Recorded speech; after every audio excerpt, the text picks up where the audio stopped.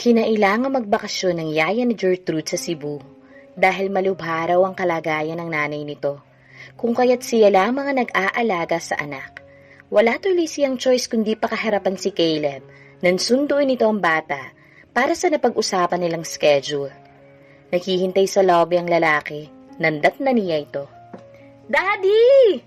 Excited na sigaw ni Gertrude habang tumatakbo patungo sa ama. Pinilit lamang niyang maging kalmado. But damn it, makita lang niya na tinignan siya nito. Iyong klase ng tingin na waring tumatagos hanggang sa kaliit-liitang himaymay ng kanyang kalamnan. Kinailangan pa niyang huminga ng malalim para hindi ito makahalata sa epekto nun sa kanya.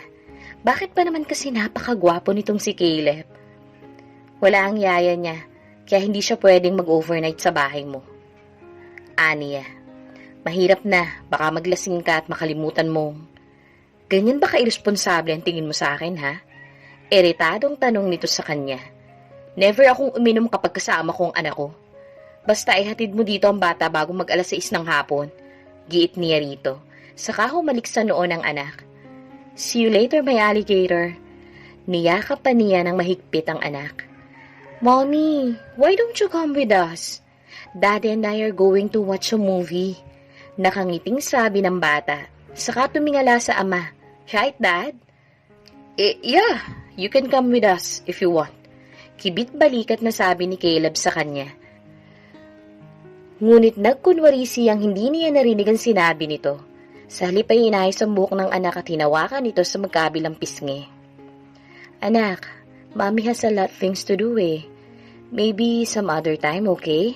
Aniya rito. Napangisi si Caleb. Ayaw lang ng mommy mo na makasama si daddy, anak. Anito sa bata. Saka tumingin sa kanya. Di mo man lang ba mapapagbigyan yung anak mo? Sumama ang tingin niya rito. Ano to? Emotional blackmail? Bakit kailangan na pasamain pa siya nito sa paningin ng kanyang anak? Gustong-gusto na sana niya itong supalpalin, ngunit nagtitimpi lamang siya. Ayaw niya makipag-away pa rito sa harapan ng kanilang anak. Humalik muli siya sa noo ng bata, saka mabilis na naglakad pabalik sa kanyang condo unit. Pasakay na siya ng elevator nang tumawag si Tom. Niyayaya siya nitong lumabas. Umuo na lamang siya rito para malibang. Kesa wala siyang gagawin sa bahay kundi ang maghintay sa pagdating ng anak niya. Mommy! Dinig na sigaw ni Gertrude. Paglingon niya, nakita niya ito at si Caleb papasok sa restaurant kung saan nagdi-dinner sila ni Tom. Kitang-kita niya ang galit sa mga mata ng dating asawa nang makita sila. Parang sinasabi ng mga mata nito sa kanya na, So, kaya pala ayaw mong sumama manood ng sine kasama ang anak mo, dahil may date ka ngayon. Magaling, napakagaling. Nang mapatingin naman siya kay Tom, nakakunot ang noon nito habang nagtatanong ang mga mata sa kanya. Alam niyang nagdadamdam ito dahil hindi pa rin niya nasasabi hanggang ngayon sa kasintahan niya na ipinaalam na niya kay Caleb ang tungkol sa bata. Mabait si Tom, ngunit kung may isang bagay man silang madalas na hindi mapagkasunduan, iyon ay ang nagdidesisyon siya nang hindi man lamang kumukonsulta sa kanya. At naiintindihan naman niya ang dahilan nito. Tiyak niyang pagtatalunan na naman nila ito mamaya nito. Mommy, I thought you have a lot things to do. Tanong ni Gertrude sa kanya. Ngunit bago pa siya makasagot, binuhat na ito ni Caleb. Baby, anak, palagay ko sa ibang lugar na lang tayo mag-lunch para naman hindi natin maistorbo ang pakikipag-date ng mommy mo. Okay? Hindi maitago ang sarcasm sa boses nito. Ni hindi nga nito binati si Tom. Mabilis nitong binitbit palabas ng restaurant ang bata nang hindi man lang tumitingin sa kanila. So, nakita na pala ang dalawa. Ni hindi mo man lang sinabi sa akin. Hindi maitago ang tampo sa tono ng pananalita nito. Hindi tuloy niya alam kung paano uumpisahan ang pagpapaliwanag dito.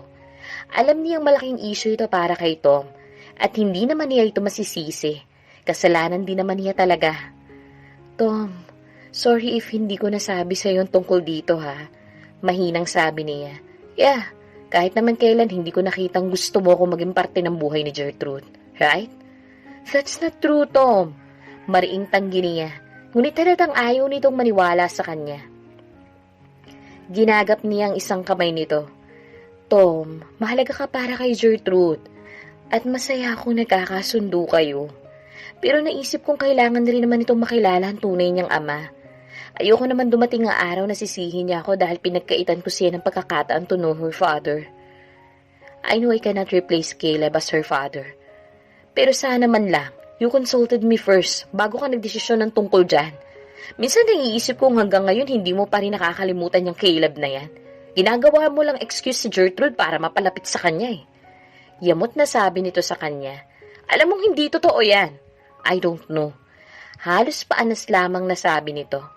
Alam niyang gustong-gusto na nitong mag-walkout sa inis na nararamdaman para sa kanya. Hindi na siya nagpumilit pa na ipanaintindi rito ang lahat. It's no use sa pagdiskusyonan pa nila ang tungkol sa bagay na ito dahil nangyari na. I'm sorry, mahinang sabi niya. I'm sorry kung sa palagay mo na baliwala kita sa bagay na to. Hindi ito kumibo. Hanggang sa maihatid siya nito sa condo unit, matabang ang pakikitungo nito sa kanya. Hindi na muna niya ito pinilit. Palilipasin na muna niya ang tampo nito sa kanya. Kilala niya si Tom. Pagdating sa mga ganitong bagay, matagal bago humupa ang hinanakit nito. Binubuksan niya ang unit niya nang maaalala niya si Gertrude. 8:00 na ng gabi. Pagtingin niya sa kanyang phone, nakita niya na maraming missed calls ang dating asawa. Tinawagan niya ito ngunit hindi naman ito sinasagot ang tawag niya. Inilapag ni Caleb si Gertrude sa kwarto. 6:00 tinatawagan na niya si Amira para maihatid ang bata gaya na napag-usapan nila. But it seems na nakalimutan nito ang anak dahil kasama nito si Tom. Kaya nagdesisyon siyang iuwi na lamang sa kanyang condo unit ang bata dahil napapagod na rin naman ito at gusto na nitong magpahinga. Nang mailapag sa kama ang bata, nagtungo siya sa kanyang wine bar. Nagsali ng alak sa baso. Inis na inis siya lalo na nang makita niyang parang masayang-masaya si Amira sa piling ng lalaking yun. Ang sakit-sakit pala sa pakiramdam na parang hindi na siya nito kailangan gaya ng dati. What do you expect? Na magpapakahiyabang pa rin si Amira sa'yo kagaya ng dati? Baka nga pinagtatawanan na lang nito ngayon ang kamartiran na ipinakita nito sa kanya. And worst, alam niyang isinusumpa siya nito ngayon. Gusto niyang iuntog ang ulo niya sa pader. Pinakawalan niya ito. Ano ngayon ang ipinagpuputok ng butsi niya ngayon? Narinig niyang may nag-doorbell. Tumayo siya para tignan kung sino ang nasa may pinto. Si Amira. Nasaan si Gertrude? Formal na tanong ni Amira. Natutulog na. Nalibang ka yata masyado sa date mo kaya nakalimutan mong may anak ka. Sarcastic na sagot sa kanya ni Caleb. Nagpanting ang tenga niya. Wala itong karapatang sumbatan siya bilang ina. Hindi mo alam kung ano-anong mga isinakripisyo ko para sa anak ko. Inis na sabi niya rito saka pumasok sa loob para kuhanin ng bata. Dumilim mga anyo niya nang makita ang alak sa bar table. May alaga kang bata pero umiinom ka? Hindi ka pa rin talaga nagbabago? Marahas siyang hinawakan sa braso ni Caleb. Napaka-irresponsable mo pa rin. Napaka-selfish. Sumbat pa rin niya. How about you? Nagawa mong itago sa akin si Gertrude ng 5 taon. Ano sa palagay mo ang mararamdaman ko? Galit na tanong nito sa kanya. And what do you expect me to do? Tawagan ka at ipaalam sa iyo tungkol sa anak natin? Ni hindi mo nga ako kinikilala bilang asawa mo, hindi ba? Singhal niya rito. Nagulat siya nang bigla na lamang siya nitong si Eileen ang halik sa mga labi. Sa umpisa nanlalaban pa siya, ngunit unti-unti nanghihina na siya at tinatanggap na lamang niya ang halik nito. Isinandal siya nito sa pader. At parang gutom na hinalikan siya nito sa leeg. Napaungol siya sa kiliting idinudulot nun. Nang itaas nito ang kanyang mga braso para hubarin ang suot niyang blusa, walang pagtutol siyang naramdaman sa kanyang dibdib.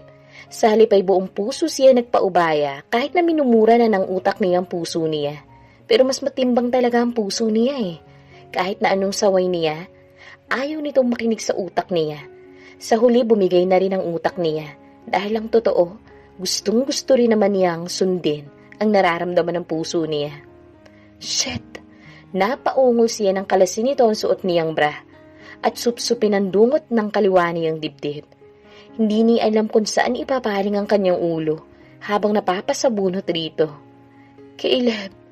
Nararamdaman niya ang paggapang ng mga kamay nito sa kanyang likod habang ibinababa nito ang suot niyang palda. Ilang taon na ring wala siyang ginawa kundi paulit-ulit na balikan ang mainit na sandali na pinagsaluhan nila ni Caleb. Kaya parang panaginip pa rin sa kanya ang nangyayaring ito sa kanila. Parang mawawala sa kanyang sarili si Caleb habang inaangkin ang mga labi ni Amira. Hanggang ngayon, iba pa rin ang epekto sa kanya ng mga labi nito. Wala nga yatang sandali na nawaglit sa kanyang isipan ang kakaibang sarap ng labing ito ng babae. Para siyang mababaliw na hindi niya mawari. Ramdam niya ang pagwawala ng kanyang sandata, lalo na nang malantad sa kanya ang magandang katawan ng asawa. Damit, ngunit para siyang binuhusan ng malamig na tubig nang maramdaman ng mga kamay nito na pilit ibinababa ang zipper ng kanyang pantalon. Bigla siyang nanlamig na may maalala. Napapikit siya saka mabilis na bumitaw kay Amira. Nagtatanong ang mga mata nito ngunit hindi niya alam kung paano sasabihin sa kanya ang kanyang sekreto. Napahilamos siya sa kanyang muka, saka tila nangihinang napaupo sa couch. Kuhanin mo na si Gertrude sa kwarto niya. Kanina ka pa niya hinihintay. Malamig na tonong sabi niya rito. Tila naguguluhan naman si Amira, ngunit hindi na ito nagtanong pa. Tahimik nitong dinampot ang mga damit na nagkalat sa sahig, saka walang imik na isinuot ang mga iyon. Gusto niyang murahin ang kanyang sarili. Shit! Parang maiiyak si Amira habang tahimik na sinusot ang kanyang mga damit. Muli na naman itong ipinaramdam sa kanya na para siyang isang basahan. Ang sikip-sikip ng dibdib niya. Mas nagagalit siya sa kanyang sarili dahil hinayaan na naman niya itong itrato siya ng ganito. Hindi pa ba siya natuto? Matapos makapagdamit, tahimik na pinuntahan niya si Gertrude at ginising. Anak, let's go. Pupungas-pungas na nagmulat ng mata ang bata. Napakagatlabi siya sa kaniyakap ito ng ubot ng higpit. Gusto lamang niyang isipin na at least si Gertrude ang magandang bagay na nangyari sa kanila ni Caleb. At ito pa lang ay dapat na niyang ipagpasalamat. Inakay niya palabas ng kwarto ang bata at tahimik na lumabas ng condo unit ni Caleb. Nasa may elevator na sila nang sumunod si Caleb sa kanila. Amira, I'm sorry. Halos paanas lamang nasabi nito. Ramdam niya ang pagod sa boses nito, pati rin ang kalungkutan sa mga mata nito. Bye, Gertrude. I'll see you on Friday. Humalik ito sa anak. Saka akmang hahawakan ang mukha niya, ngunit mabilis niya yung pinalis. I'm so sorry, Amira. Sabi nitong muli sa kanya. May pait sa mga labing napangisi siya. At least, marunong ka nang humingi ng sorry ngayon. May sarcasm na sagot niya rito. Saka pumasok sa loob ng elevator at pinindot pababa ng lobby. Mabilis na pumatak ang luha niya nang magsara ang elevator, na para bang kanina pa nakaabang ang mga yon. Hinihintay lang ang signal niya. Mommy, did you fight? Nagugulang ang tanong ng bata sa kanya. Iling lamang ang sinagot niya sa anak. Hindi rin naman niya alam kung paano ipapaliwanag sa bata ang nangyari sa pagitan nila ng ama nito. Nilunod ni Caleb ang sarili sa alak para kahit papano maibsa ng pangungulila niya. Wala pa rin siyang lakas na loob na iparamdam ang nangyari sa kanya 5 years ago. Kung alam lang ni Amira na sinuong niya ang panganib, ni hindi siya natakot kay kamatayan, matiyak lamang ang kaligtasan nito. Ngunit hindi na niya yun kailangan ipaalam pa kay Amira. Ayaw naman niyang kaawaan lamang siya nito. Ayaw niyang magbago ang pagtingin nito sa kanya dahil naaawa lamang ito sa kanya. Iyon yata ang pinakahuli niyang gagawin. Napatingin siya sa hawak na baso. Pakiramdam niya napaka-empty ng buhay niya. Oo nga, umaapaw ang pera niya. And yet, pakiramdam niya ay para saan ba ang lahat ng yun kung ganito lamang kalungkot ang buhay niya? Umiikot ang paningin niya nang maubos niya ang isang bote ng alak. Kaya naman nang tumayo siya nagpagewang-gewang siya, natumba sa sahig. Ni hindi na niya narinig ang kanyang cellphone na kanina pa pala tumutunog. Sa ganitong paraan, pansamantala siyang nakakalimot. Hello? Amira, narinig niya ang boses ni Karina na punong-puno ng pag-aalala. I was calling Caleb pero kanina pa niya hindi sinasagot ang tawag ko eh. Napaangat ang isang kilay niya. Gusto sana niyang sabihin kay Karina na hindi siya ang tawagan ng nawawalang boyfriend, ngunit ayaw naman niyang maging bastos dito. Hindi ba siya napapatawag sa'yo? Hindi. Sinundo ko lang si Gertrude sa kondo niya kanina. Pero sandali lang naman ako doon, aniya rito. Muli ay naaalala na naman niya nangyari kanina at parang gusto niyang lumubog mula sa kinauupuan. Hanggang ngayon, hindi siya makapaniwalang isang kalabit lang nito kaagad siyang bumibigay. And then, bigla na lamang siyang iniwan sa ere na walang paliwanag kung bakit. Ang saklap, marahil pinagtatawanan siya ng lalaking iyon ngayon. Ang yabang-yabang pa niyang ipagmalaki na nakapag-move on na siya, na hindi na siya ang dating babae na halos lumuhod sa harapan nito. God, ano bang ipinagkaiba niya sa dating Amira? Hanggang ngayon, tanga pa rin naman siya. Gertrude? Takang tanong nito. Napakagatlabi siya. Hindi niya naisip na baka hindi pa handa si Caleb na ipaalam dito ang tungkol sa anak nila. Bakit nga ba niya ito pinangunahan? Sino si Gertrude, Amira? Tanong nitong muli na waring wala siyang balak tigilan hanggang hindi nakukuha ang sagot sa kanya. Since naukat na rin naman niya at malalaman rin naman ito, mas mabuting sagutin na lamang niya ang curiosity nito. Anak namin ni Caleb, halos paanas lamang na sagot niya. Nagkaroon kayo ng anak? Halatang na-shock ito sa ipinagtapat niya. Ramdam rin niya ang pagkadismaya sa boses nito. Oo, tipid na sagot niya. Maaari ba tayo magkita ngayon, Amira? Nakikiusap na tanong nito sa kanya. Ha? Hindi niya alam kung papayag siyang makipagkita rito. Wala kasing nabanggit si Tom na nagkaroon kayo ng anak ni Caleb. Sabi nito sa kanya. Gusto ko siyang makita. Please, Amira. Napansin ni Amira na sumuwang ang mga luha sa mga mata ni Karina habang tinitignan na natutulog na si Gertrude. Alam mo bang ilang beses kong sinubukang magkaroon kami ng anak? Ramdam niya ang lungkot sa boses nito. Pero dahil siguro sa sakit ko, kaya kahit anong gawin ko, walang nabubuo. May pait sa mga labing napangiti ito. Alam kong gustong-gusto ni Caleb na magkaroon ng anak. Kaya ang sakit-sakit para sa akin, hindi ko yun mabigay sa kanya. Tuluyan ang pumatak ang mga luha sa mga mata nito. And I'm glad. Hindi na ako mapipressure na bigyan siya ng anak ngayon. Nandiyan na naman pala si Gertrude. Pinahid nito ang mga luha, saka pilitang ngiting tumingin sa kanya. Hindi mo naman siguro ipagdadamot sa akin na maging malapit rin ako sa kanya, hindi ba? Hindi niya alam kung anong isasagot. Hinawakan nito ang kamay niya. Gusto ko mapalapit kay Gertrude. Gusto kong ituring niya akong pangalawang mami niya. Tinitigan niya ito. Hindi niya alam kung anong saktong tumatakbo sa isipan ni Karina ng mga oras na yon. Muli ay naaalala niya nung panahon nagsasama pa sila ni Caleb. Nung mga panahong pilit itong sinisiksik ang sarili sa buhay niya. Ang daming question mark na naglalaro sa isipan niya, ngunit ayaw niyang ma-offend ito sa sasabihin niya, kaya nanahimik na lamang siya. Naisip niyang baka makadagdag pa yon sa stress nito. Mahirap magsalita ng masakit sa mga taong may mababigat na karamdaman. Baka pagsisihan pa niya yon balang araw. Amira, napilitan lamang siyang tumango, alang-alang sa ikapapanatag nito. Salamat. Niyakap pa siya nito ng mahigpit.